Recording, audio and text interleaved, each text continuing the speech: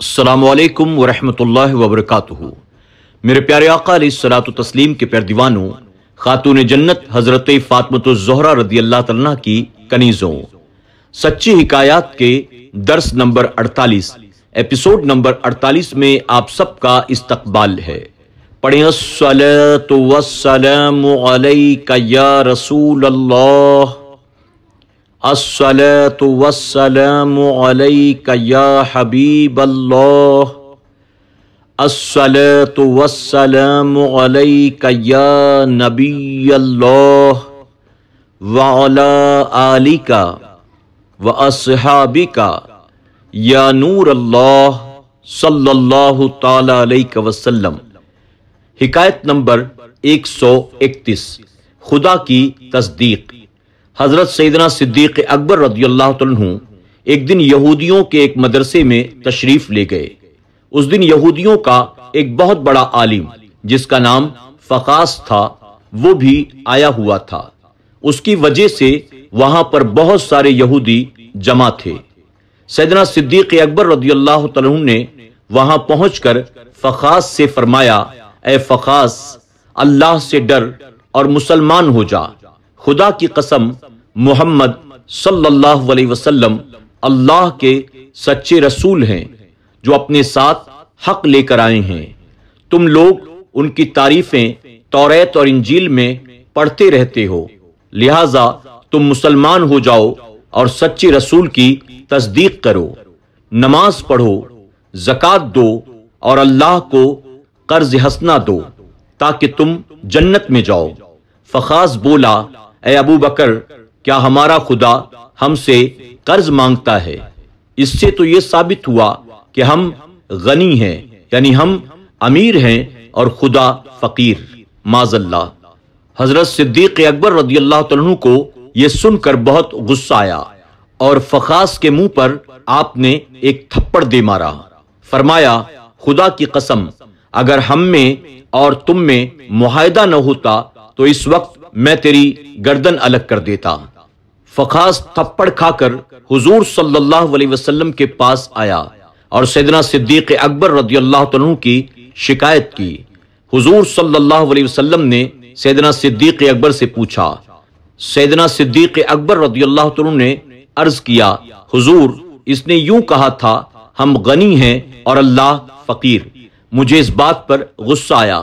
فخاس اس بات سے پھر گیا، کہنے لگا، میں نے ہرگز ایسا نہیں کہا۔ اسی وقت سیدنا صدیق اکبر رضی اللہ عنہ کی تصدیق میں اللہ تعالیٰ نے یہ آیت نازل فرمائی۔ مفہوم، اللہ نے ان لوگوں کا قول سنا کہ اللہ فقیر اور ہم غنی ہیں۔ خدا تعالیٰ کی اس تصدیق و شہادت سے سیدنا صدیق اکبر کی صداقت ظاہر ہو گئی۔ سبحان اللہ۔ سبق: سیدنا صدیق اکبر رضی اللہ عنہ دین کے معاملے میں بڑے غیرت مند تھے۔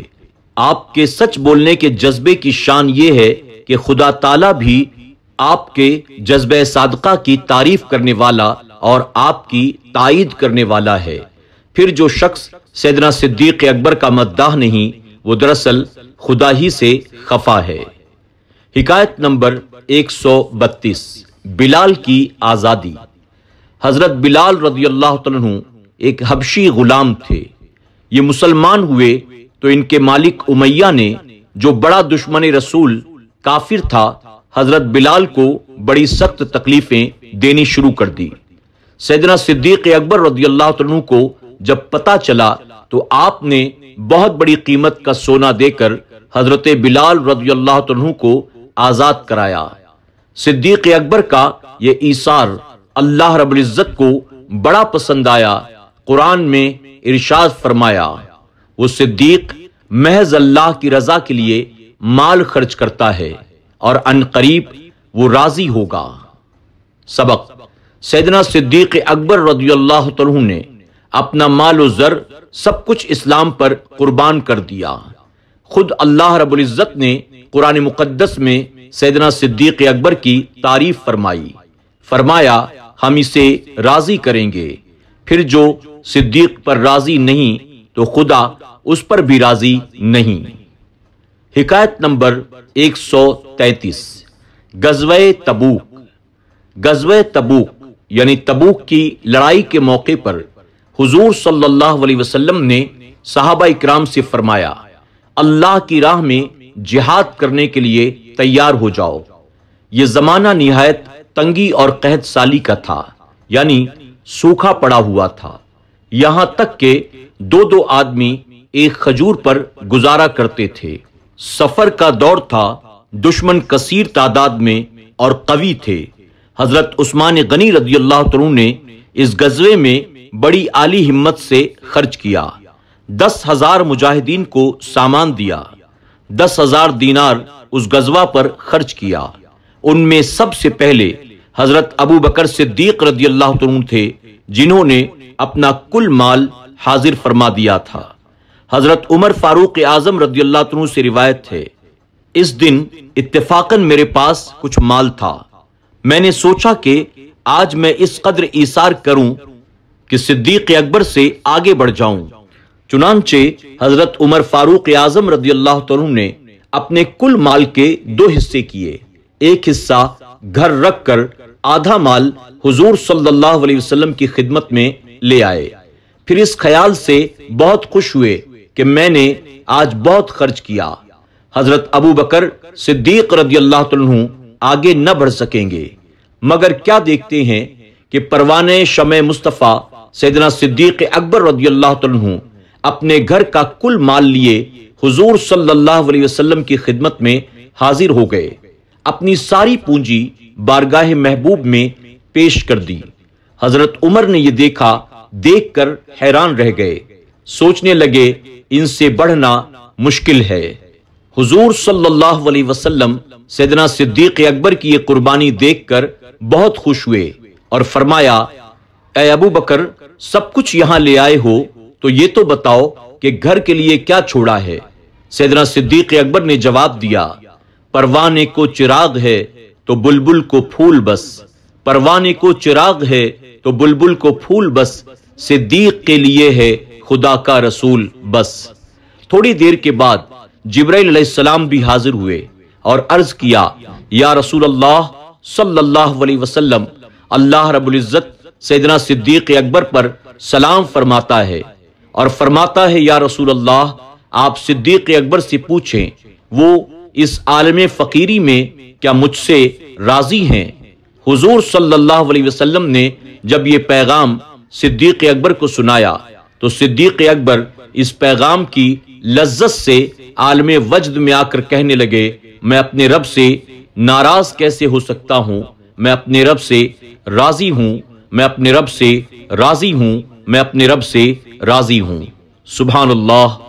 سبق: سیدنا صدیق اکبر رضی اللہ عنہ نے سارے صحابہ اکرام سے زیادہ قربانیاں فرمائیں۔ آپ نے راہ حق میں اپنا سب کچھ نچھاور کر دیا۔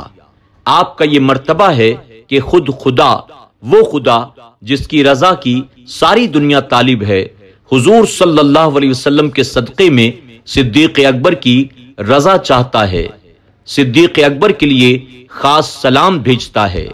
پھر جو بدبخت سیدنا صدیق اکبر کا دشمن ہے وہ خدا کا دشمن کیوں نہ ہوگا؟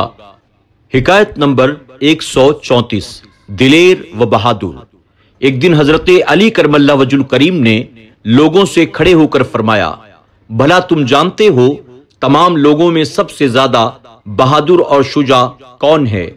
حاضرین نے جواب دیا، جناب آپ۔ فرمایا، نہیں، بلکہ سب سے زیادہ دلیر و بہادر سیدنا صدیق اکبر تھے۔ اس کا امتحان یوں ہوا کہ جب بدر کی لڑائی پیش آئی، ہم نے حضور صلی اللہ علیہ وسلم کے لیے ایک چھپر تیار کیا تھا۔ حضور کو وہاں بیٹھا کر کہا کہ حضور صلی اللہ علیہ وسلم کی پاسبانی اور حفاظت کے لیے کون شخص کھڑا ہوگا تاکہ بت پرستوں میں سے کوئی شخص آپ کے پاس نہ پہنچ سکے۔ میں قسم کھا کر کہتا ہوں اس وقت صرف سیدنا صدیق اکبر ہی آگے بڑھے اور آپ کے سر مبارک کے پاس ننگی تلوار لے کر کھڑے رہے۔ سبق: حضرت صدیق اکبر رضی اللہ عنہ سب سے زیادہ سخی اور سب سے زیادہ ہمت والے تھے۔ اس بات کے گواہ خود حضرت مولا علی کرم اللہ وجہ الکریم بھی ہیں۔ السلام علیکم ورحمۃ اللہ وبرکاتہ۔ سچی حکایات کے تمام ایپیسوڈز کو سننے کے لیے یوٹیوب پر SDI آڈیو پر ضرور وزٹ کریں، سبسکرائب کریں، بیل آئیکن پر کلک کریں اور اپنے دوست احباب کے ساتھ ضرور SDI آڈیو کو شیئر کریں۔